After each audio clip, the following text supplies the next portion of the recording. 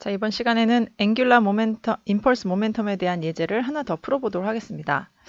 자, 이것은 이제 그 바가 있고요. 바에 그 매스가 두 개가 이렇게 달려 있다가 회전하고 있는 바에서 매스가 점점 밖으로 이동하는 그런 문제입니다. 디테일한 문제 정의는 뒤에서 말씀드릴 텐데요. 자, 보통 이런 문제일 때 관심 있는 것은 시간이 지나면서 모션이 어떻게 될 것인가, 과연 오메가는 증가할 것인가, 감소할 것인가, 또 리니어 모멘텀은 컨설브 될 것인가, 또는 앵귤러 모멘텀은 보존이 될 것인가, 또 에너지는 보존이 될 것인가, 이런 것들이 기본적으로 우리가 질문을 하게 되는 것들입니다. 자, 각각에 대해서 답을 먼저 말씀드리면, 점점 이 바가 이 질량이 바깥쪽으로 레디얼 방향으로 인크리스 하게 되기 때문에 오메가는 줄어들게 되고요. 리니어 모멘텀과 앵귤러 모멘텀 같은 경우엔 우리가 이것을 볼 하나로 세퍼레이트하게 봤을 때는 보존되지 않지만 전체를 다 같이 봤을 때는 보존되고, 그리고 디테일하게는 뒤에서 다 풀어볼 것입니다. 그리고 에너지 같은 경우는 콜리전 직전까지는 보존되지만 콜리전 직후엔 보존되지 않는 그런 상황이 됩니다. 자, 문제를 또 직접 한번 풀어보겠습니다. 자, two sphere가 equal mass고요. m이고 똑같은 거리, 중앙으로부터 대칭되는 거리 r에 이제 위치해 있습니다. 전체 바의 길이는 2r이고요. 자, 그리고 처음에 이렇게 예를 들어서 아주 얇은 줄로 이렇게 연결이 되어 있다고 해요. 오메가 제로로 원래 이니셜리 돌고 있는 건데 그 줄이 탁 끊겼다. 뭐 이렇게 생각하시면 되겠습니다. 그래서 이렇게 렛치 됐다라고 하면 그 다음부터 이제 얘가 프리하게 움직이게 되는 것이잖아요. 그랬을 때 앵귤러 벨로시티 오메가를 이게 로드의 위치에 대한 함수이거든요. 그것을 구해라. 그리고 키네틱 에너지 체인지 콜리전 일어났을 때 얼마만큼 잃어버리는지 구해라. 이런 문제입니다. 앞서 말씀드렸듯이 먼저 똑같이 프리바디 다이어그램 그래서 이쿠에이션 모션 구한 다음에 세 가지 옵션이 있습니다. 우리가 적분을 할 수 있는 옵션이 있어요. 거리 적분, 워크 에너지, 시간 적분, 임펄스 모멘텀, R 크로스 프로덕트 한 후의 시간 적분, 앵귤러 임펄스 모멘텀. 자, 근데 이 세 가지는 다 그러니까 딱 하나 정해져 있을 수도 있지만 이 중에 몇 개를 컴바인해서 문제를 풀 수도 있어요. 그래서 문제에서 이게 어떤 시간 정보가 주어졌는지 아니면 디스플레이스먼트 정보가 주어졌는지에 따라 어베일러블한 정보를 가지고서 트라이하게 되는데요. 어차피 세 개밖에 안 되잖아요. 그러니까 그냥 하나씩 다 답 나올 때까지 해보시는 것을 권유합니다. 자, 그럼 좌표계는 폴라 코디네이트 센터에다 잡겠습니다. 자, 센터에다 잡고 이제 얘 탑뷰에서 이 물체를 봤어요. 탑뷰에서 돌아가고 있는 게 회전이 이제 탑에서 봐야 되니까. 자, 그러면 이 프리한 바디는 몇 개의 컨택하고 있죠? 이 컨택 하나 있죠? 이 바로부터 컨택이 하나 있기 때문에 노멀 포스와 프릭션 포스가 이렇게 작용하게 됩니다. 그래서 레디얼 방향과 세타 방향의 가속도를 갖게 되죠. 자, 그래서 이쿠에이션 모션을 쓰면은 레디얼 방향, 세타 방향의 포스에 의해서 가속도가 되고, 가속도 식은 다 외우셨죠? 각각 두 개씩 이렇게 식이 됩니다.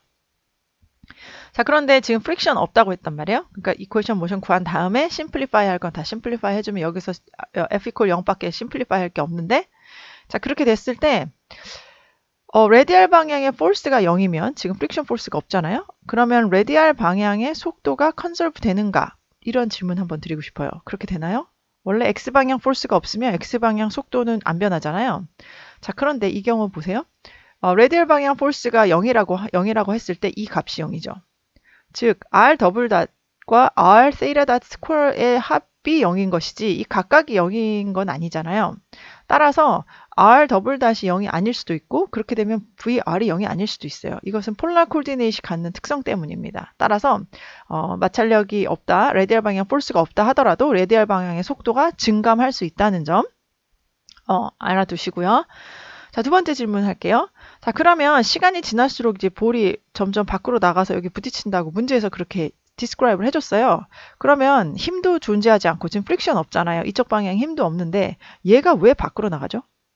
뭔가 F 이퀄 MA 힘이 있어야 모션이 생기는 건데 왜 밖으로 나가냐면 처음에 이제 얘의 속도는 탄젠셜 방향이잖아요. 그 레디어스의 탄젠셜 방향이어서 처음엔 공이 이쪽 방향의 속도를 가집니다. 자, 그런데 바가 로테이션 하잖아요. 회전하죠.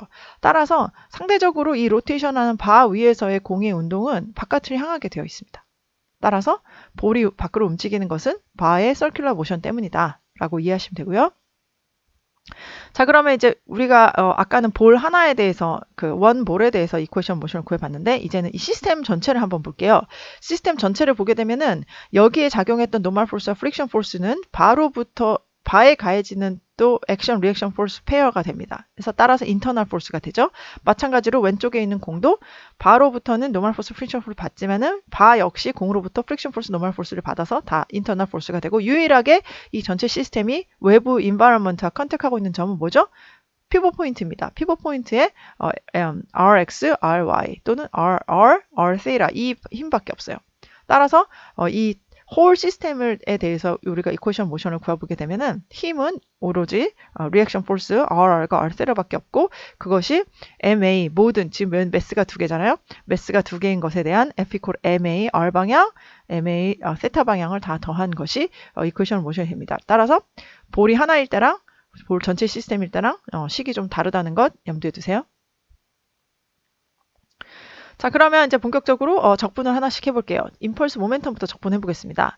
적분을 하는 대신에 여기서는 공식을 쓸게요. 이유는 뒤에서 설명드리겠습니다.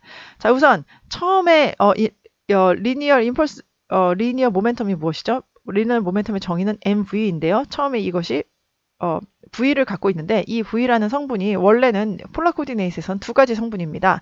하나는 R 방향, 레디얼 방향의 속도가 있고요. 그 다음에 탄젠셜 방향, 세타 방향의 속도 성분이 있어요. 그래서 처음에 속도는 mr.er에 mr 세라.e 세라가 되겠습니다.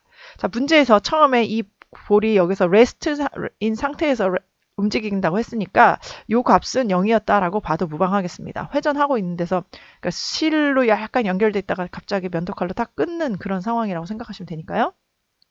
따라서 처음에는 이러한 모멘텀을 리니어 모멘텀을 가지게 돼요. 그러나 만약에 우리가 이 시스템 전체를 본다고 하면은 이 볼 맞은편에 있는 시메트릭한 위치에 있는 볼 역시 속도를 갖게 되겠죠. 만약에 R닷 방향이 이니셜리 없었으면 이런 탄젠셜한 방향의 속도만 같더라도 이 속도를 갖게 되고 리니어 모멘텀은 벡터잖아요. 벡터인데 이 시메트릭하기 때문에 이 두 개를 다 벡터 썸을 하게 되면은 캔슬이 되게 됩니다. 시메트리에 의해서. 그래서 이니셜 리니어 모멘텀의 전체 시스템은 0이 됩니다. 자, 그리고 임펄스, 리니어 임펄스죠. 이 중간에 이 회전하고 있는 상황에서 이 중간에 리니어 임펄스가 어떤 값을 가질지는 몰라요. 왜냐하면 RX나 R 세이라가 어떤 값인지 임펄시브한 폴스인지 아닌지 정보가 주어지지 않았고 이 델타 T라는 것이 이게 회전하는 계속 구간 동안이기 때문에 꼭 R 값이 엄청 큰 값이 아니더라도 파이나타인 값이더라도 임펄스는 존재할 수 있습니다. 자, 그래서 일단 언노운 상태로 모르게 냅두고요. 마지막 얘가 이제 이만큼 거리를 얼마만큼 움직였을 때 문제에서는 이 R까지 갔다고 하지만 제너럴리 R2라고 하죠. R2라고 갔을 때 속도는 어떻게 되냐면은 역시 R 방향 속도와 세타 방향 속도가 존재합니다. 자, 그런데 이 R2 이게 지금 이쪽 방향으로 속도를 갖고 있는 이 값이 바로 R-인데요. 이 값이 뭔지 모르죠. 그리고 이때 회전하고 있는 이 회전 각속도 각 가속도도 몰라요. 따라서 지금 이 앞에 0인데 이 값도 모르지. 이 임펄스가 얼마나 주어졌는지도 모르고 마지막 값 이 두 개 다 언노운이기 때문에 여기서 뭔가 이것을 공식에 적용한다 하더라도 풀 수가 없습니다. 하지만 만약에 우리가 시스템 전체를 본다고 하면 이 오른쪽에 있는 볼의 리니어 모멘텀하고 왼쪽에 있는 볼의 리니어 모멘텀은 시메트릭하죠. 그래서 벡터 썸을 하면 0이 됩니다. 따라서 토탈 시스템의 경우에는 이 두 가지가 0이 되고요. 처음과 나중에 리니어 모멘텀의 변화가 없기 때문에 이것으로부터 유추해 볼 수 있는 것은 이 상황에서는 리니어 임펄스가 0이구나 라는 것을 알 수 있게 됩니다. 그래서 뭔가 언노운을 푸는 것 같지만 너무 트리비얼한 케이스죠. 0은 0은 0 뭐 이런 케이스여서 별 도움이 안 돼서 우리가 언노운 알고 싶었던 이런 언노운 문제에서는 이제 마지막에서의 오메가2를 구하라고 한 건데요. 알 수가 없습니다. 그래서 다른 적분을 시도해 보겠습니다. 앵귤러 임펄스 모멘텀식을 한번 써볼게요. 앵귤러 임펄스 모멘텀은 R 크로스 MV니까 R 크로스 MV 처음에 R1이라는 위치에 크로스 프로덕트 이게 지금 세타 방향의 속도만 생각한 거죠. 이렇게 되고요. 지금 시스템 두 개니까 이게 두 배가 됩니다. 자, 5점을 중심으로 한 앵귤러 임펄스는 어떻게 되죠? 모멘트의 합인데 R 크로스 포스 리액션 포스에 대한 시간 적분입니다. 자, 그런데 이게 지금 피봇점 센터점이잖아요. 그러니까 이 R 자체가 0이죠. 그래서 이것은 0이 됩니다. 마지막으로 마지막에서의 앵귤러 임펄스는 R 크로스 MV인데 이때 물론 V는 이쪽 방향에 V가 있습니다. 그렇지만 크로스 프로덕트를 하기 때문에 그애는 없어지고 이쪽 방향의 속도, 탄젠셜한 방향의 속도, 세타 방향의 속도인 R 오메가만 남게 돼서 R, M, R2의 오메가2 이렇게 되고요. 역시 볼이 두 개니까 두 개가 됩니다. 따라서 작용하고 있는 앵귤러 임펄스가 0이기 때문에 처음에 앵귤러 모멘텀, 이게 다 아는 값이죠. 그리고 마지막에 앵귤러 모멘텀, 얘만 모르는 값입니다. 얘 오메가2만. 이것이 서로 같다라는 이 정보를 이용해서 우리가 언노운이었던 오메가2를 주어진 정보를 알 수 있게 되고요. 보면은 4분의 1로 줄어들게 됩니다. 자, 그래서 문제에서 구하는 오메가는 다 구했고요. 자, 그렇지만 우리가 이제 콜리전 전후의 에너지에 대해서도 문제에서 물어봤었기 때문에 이제 work energy relationship을 써보겠습니다. 마찬가지로 여기서 이제 공식에 적용을 해볼게요. 처음에 운동 에너지 있었죠. 그 운동 에너지는 지금 V가 R 방향의 V와 세타 방향 V가 있기 때문에 각각을 제곱한 것이 될 텐데 처음에 이쪽 방향으로는 rest라고 했으니까 R 오메가에 대한 제곱 텀밖에 없고요. 탑뷰에서 봤기 때문에 포텐셜 에너지 그 레퍼런스를 0으로 놓고 변화하지 않습니다. 자, work done 외부에서 하는 일은 이거밖에 없잖아요. 탑뷰에서 봤을 때. 그래서 이것이 work done인데 만약에 마찰이 없고 하다고 하면은 이것은 0입니다.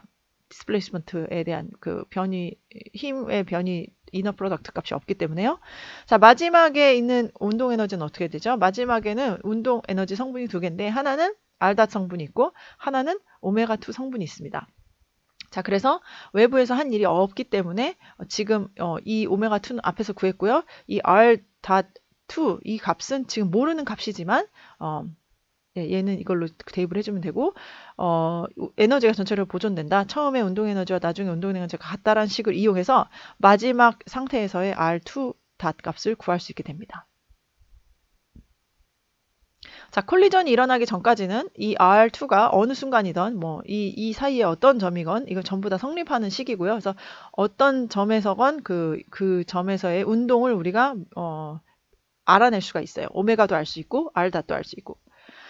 자, 근데 이제 충돌이 일어났다고 봅시다. 이게 맨 끝에 와서 이게 이제 그 가이드에 딱 부딪혀가지고 충돌이 일어나서 멈췄습니다. 그러니까 라디알 방향으로 멈췄다는 거죠. 회전은 계속 하고 있겠죠. 자, 그래서 애프터 콜리전이 일어나면은 그러면은 콜리전이 일어났을 때 R 방향으로 운동을 멈추니까 이게 그 R2 닷에 해당하는 값은 0이 되고 그 포지션에서 새로운 오메가3라고 해야 될 것 같은데요. 새로운 이것은 오메가 일단 오메가가 뭔진 모르지만 앵귤러 모멘텀 컨저베이션 이용하면 오메가2 변하지 않는 걸로 나옵니다. 자, 그래서 그 충돌하기 직전에 비하면 이 R2 닷 성분만 없어졌어요. 그죠? 자, 그래서 우리가 충돌에 의한 운동 에너지 변화, 에너지 로스는 충돌 직전 T2, 이건 T1과 같습니다. 에서 T3를 뺀 값인데 그것이 바로 이렇게 계산을 해보면은 어느 정도 이렇게 값이 나온다. 이렇게 됩니다. 자, 이거 제가 질문 드리고 싶은 것은요. 자, 이 F가 한 일이 있나요? 이 캐피탈 F가 여기에 힘이 있는데 힘으로 인해서 뭔가 디스플레이스먼트가 일어나지 않지 않았습니까? 아닌가요? 힘 웍던이 있나요? 자, 만약에 외부에서 외력이 이렇게 처음에 이 R 값에 그 반력이 존재하고 여기서 외부에서 F 값이 있는데 이 둘 중에 하나라도 웍던이 있으면 당연히 에너지는 보존되지 않는데 지금 이 값이 0인 것 같은데 왜냐하면 디스플레이스먼트가 없어서 0인 것 같은데도 불구하고 지금 에너지 변화가 생겼어요. 이것은 왜 그럴까요? 이건 역시 콜리전에서의 에너지 로스에 대한 내용으로 여러분이 꼭 알아두셨으면 하는 내용이어서 뒷부분에서 다뤄보겠습니다. 하지만 이 시점에서 한번 여러분 스스로 답을 생각해 보시면 좋겠어요. 자, 이번 장에서는 앵귤러 임펄스 앤 모멘텀에 대한 이그젬플을 풀어봤는데요. 기본적으로 F equals MA라는 식에다가 모멘암을 크로스 프로덕트 해준 후에 타임에 대한 적분을 해준 것입니다. 하지만 예제에서도 봤듯이 이 하나만 단독으로 이렇게 문제를 푸는 경우보다는 문제에 일어난 현상을 이해하기 위해서 각각의 식들, 각각의 적분식들, work, energy, impulse momentum, angular impulse momentum들을 여러 개 섞어가면서 이 문제 어떻게 운동이 일어나고 있고 에너지가 어떻게 변하고 있는가를 이해하는 문제들이 많습니다. 그리고 어떤 인테그랄 써서 바로 단박에 답이 나오는지는 이제 문제에서 어떤 정보가 주어졌느냐에 따라 달려 있는데 아직 동력학 초보인 학생들은 하나하나 많이 되지 않으니까 직접 다 인테그랄을 해보고 문제를 익히고 이해하는 것을 권유해 드립니다.